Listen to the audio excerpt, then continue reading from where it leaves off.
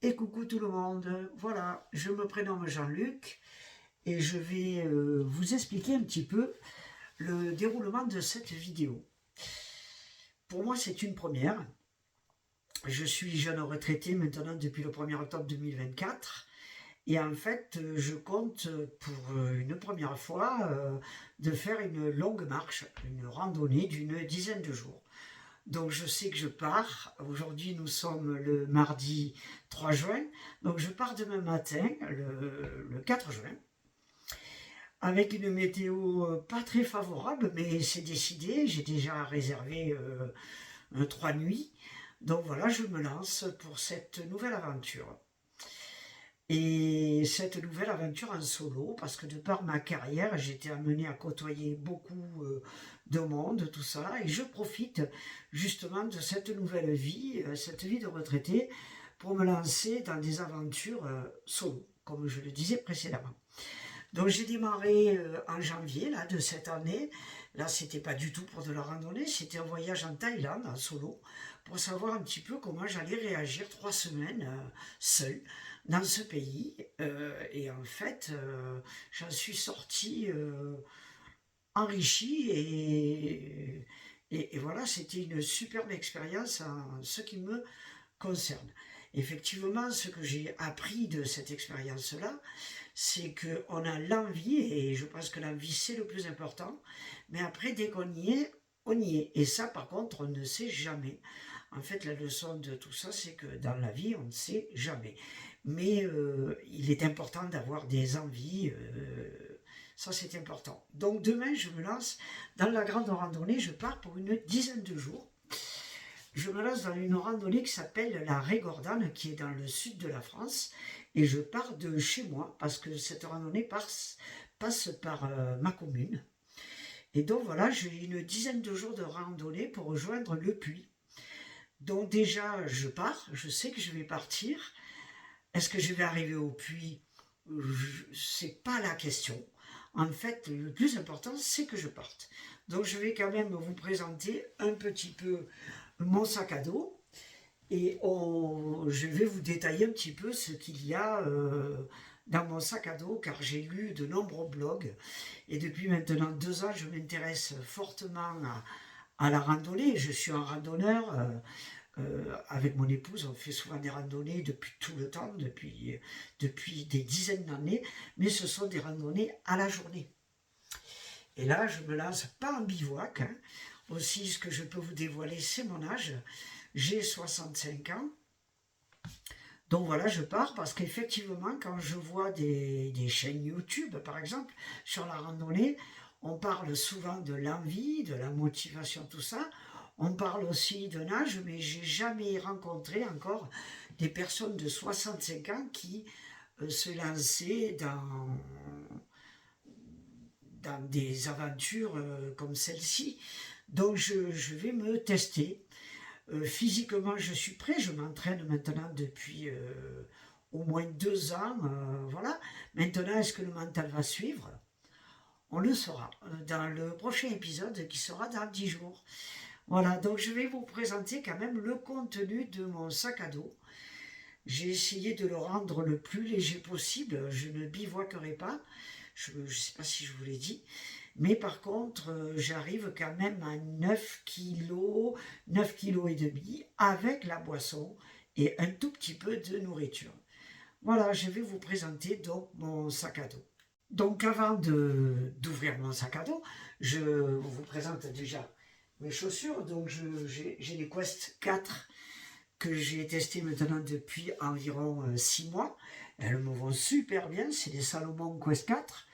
Voilà, avant de partir sur une randonnée comme demain, je les ai déjà aguerris pendant une bonne petite période. Voilà. Ensuite, j'ai ici mes bâtons de marche.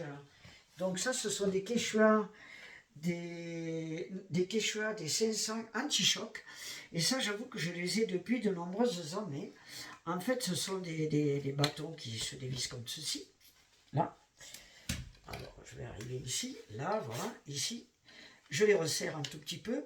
Tac. Et en fait, il y a une petite suspension.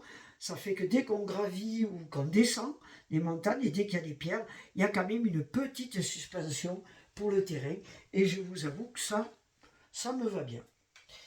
Après, il y en a qui utilisent aussi des petits coussinets ici, mais effectivement, quand on fait de la longue randonnée, ce que j'ai vu aussi souvent, c'est que ces coussinets ne tenaient pas le choc, donc je préfère mieux tant pis, mais que ce soit un petit peu plus sonore, mais plutôt que de mettre un petit peu d'argent sur des coussinets qui risquent d'être à la longue, il va falloir les changer. Voilà. Ensuite ici, j'ai ma petite pochette avec tous mes petits papiers, il y a mes câbles, il y a des stylos, des câbles USB évidemment. Ici aussi, oh, c'est une petite pochette étanche, hein, tous mes papiers, un petit peu de liquide, très peu, mon chéquier, que dire d'autre, un petit couteau multifonction, un petit couteau suisse, et voilà quoi. Et tous les papiers, carte bancaire, un petit peu de liquide et carte d'identité. Voilà pour ça. Ensuite, je commence à déballer mon sac à dos. Ici, j'ai un petit sac étanche. Bon, ça c'est parfait, hein, le petit sac étanche qui se ferme comme ceci. Ensuite, avec un petit clip. Ici, voilà. Super pour la pluie, etc. J'ai mon petit clip, si je peux l'attacher ici à ma ceinture, ça me fait un petit sac en plus. Là, j'ai le petit livret à l'intérieur de l'arrêt Gordon. Je pourrais éventuellement y mettre un sandwich, etc. Sur mon sac à dos, donc mon sac à dos que j'ai reçu récemment, c'est un Ferrino Finistéré 40 litres. Et je vous avoue que je vais le tester, mais je l'ai déjà essayé pour 4 jours de randonnée. Je vous avoue que super bien, quoi. Donc ici, multifonction, plein de petites poches. Ici, vous avez une poche à l'intérieur, ici. J'ai mis 2-3 pansements, mais il y a aussi à l'intérieur une poche imperméable qui recouvre le sac à dos à l'intérieur. Ensuite, ici, j'ai mon petit chapeau, des sangles supplémentaires. Voilà. Ma powerbank pour le portable. Alors ça, c'est toujours utile. Avec une lampe au cas où. Voilà. Donc je remets dedans. Ensuite, si j'ouvre le sac à dos, en premier lieu, j'ai mon coupe-vent qui me sert aussi comme vêtement de pluie. Et ce sac à dos, là, il y a une première poche auquel j'ai mis, voilà, un Harpenaz 40 litres, c'est une capuche de pluie avec un petit pantalon de pluie aussi. Et pour terminer, ma ceinture lombaire, 65 ans, oblige. Je ne la mettrai pas, mais au cas où, voilà. Ensuite, je remets tout ça. L'avantage de ce sac à dos, c'est qu'il est mis à part. Ah, il y a aussi, que j'avais oublié, hein, le petit tapis de sol pour s'asseoir. Ça peut être toujours utile. Et plutôt que ce sac à dos s'ouvre du haut, ce qui est le cas, bien sûr, mais également, il y a une ouverture valise, ici. Dans cette ouverture valise, on atteint aussi le haut. Donc là, j'ai toujours ici une poche étanche ou avec à l'intérieur, j'ai un petit peu de tout. J'ai mes petits médicaments, j'ai des essuie-lunettes, j'ai un dentifrice, j'ai un coupe-ongle, j'ai un lime-ongle, j'ai une pince à épiler, cure-dents, en fait tout le nécessaire ici. Un petit rasoir important. Ensuite, du savon multifonction. Ça c'est important, le savon multifonction, j'en ai pris 2. Donc c'est pour se laver le corps bien sûr, mais pour laver le linge aussi automatiquement, et même pour laver la vaisselle. Donc c'est un 3 en 1. Ensuite, un tout petit déodorant qui ne prend pas de place, un petit gant et une serviette microfibre, très légère, très efficace. Voilà pour ça. Ensuite, à côté, j'ai des sandales de marche au cas où le terrain ou la rando soit dans un côté plat ou si la météo le permet. Donc ça, ce sont des Columbia qui sont super. Pareil, je les ai essayés plusieurs jours. C'est super pour la marche et en même temps, ça me servira de chaussures d'à côté le soir plutôt que toujours de mettre mes chaussures de marche. On continue avec mon nécessaire camping-gaz avec ma petite voilà ici. Donc ici voilà. Tac. Ma petite gazinière ici, simple d'utilisation.